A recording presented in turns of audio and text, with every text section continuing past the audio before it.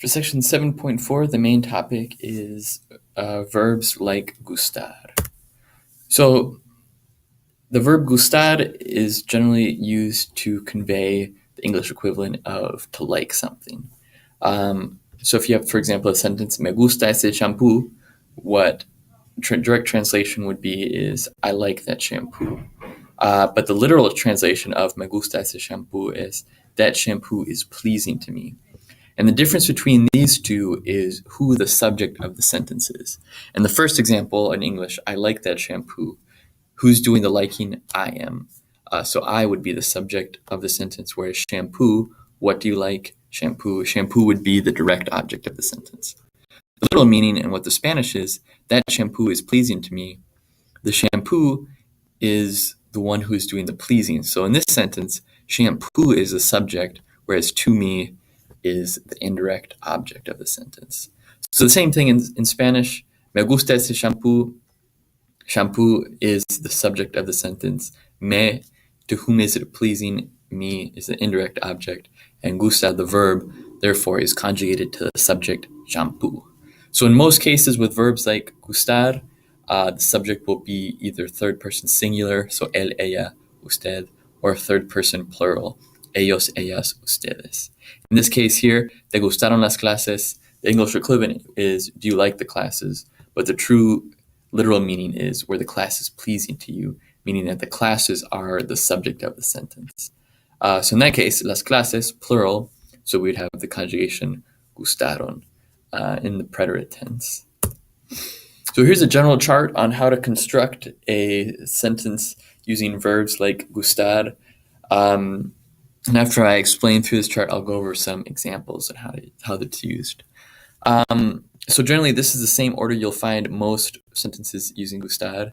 And they generally start out with the preposition a, and then mi, ti, él, ella, usted, nosotros, ellos, ellas, ustedes.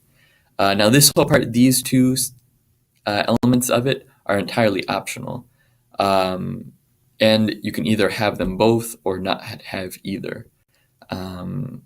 And the reason for this part right here, these two elements of the sentence, is mainly as a clarifying factor. For example, if you had a third person singular, él, ella, usted, or a third person plural, ellas, ellos, ustedes, you only have one indirect object for that, le and les. So to clarify that, you might include a él or a ellas.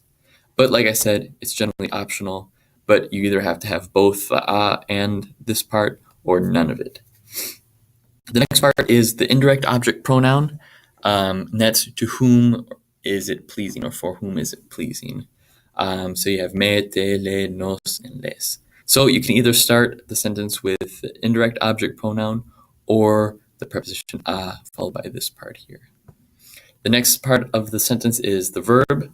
And since we know the subject is generally either third person singular or plural, it's always going to be either in the third person singular or plural. In the present tense, gusta or gustan for plural.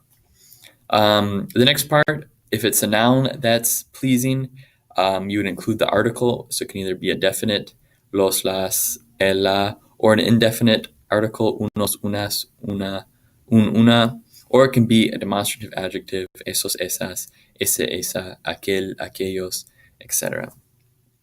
So if it is a noun, if it's a singular noun, la comida, el libro, then the verb would be gusta, no? Whereas if it's a plural noun, so museos, vacaciones, the verb would be gustan in the plural sense of it.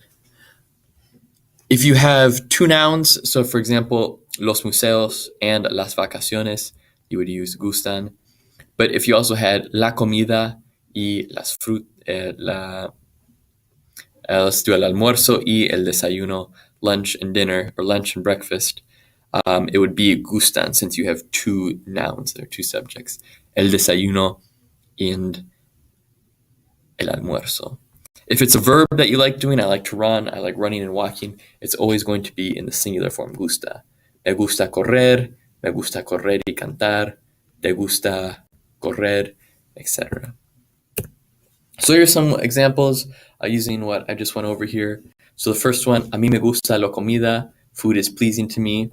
So you can either have it written me gusta la comida or a mí me gusta la comida. They both convey the same thing. The a mí just serves to clarify. Likewise here, a ti te encanta un buen libro. A good book is pleasing, or is brings you enjoyment. Or te encanta un buen libro. Like I said, a ti, the optional part. A él le molesta correr, and running bothers him. So you can see a él is the optional part here. So you can simply say a él le molesta correr or le molesta correr. Since it's a verb, it doesn't need an article. And remember that all the verbs will always be in the infinitive form since the verb right here is already conjugated. The next example, a ella le aburre correr y caminar. Running and walking bores her. A ella, you can have that to clarify. And even with two verbs, the verb that brings enjoyment or bores the person, it's still in the singular form, aburre. Nosotros nos fascinan los museos. Since museos is plural, it would be fascinan. Museums fascinate us. And finally, a ellos les interesan esos datos, using a demonstrative adjective, that data.